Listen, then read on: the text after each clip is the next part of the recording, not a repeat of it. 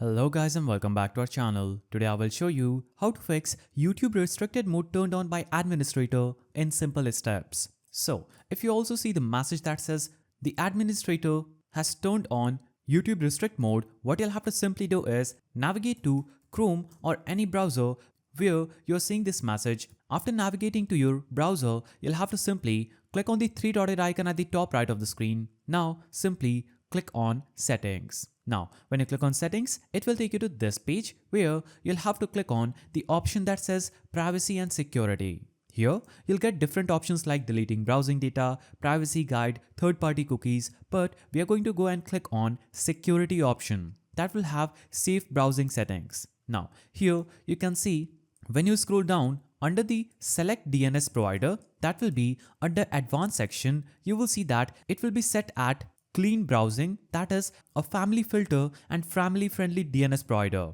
So what you'll have to simply do is choose Cloudflare or Google DNS. So I'm going to choose Cloudflare. Now what you'll have to simply do is cut this out and close your browser, then restart it again.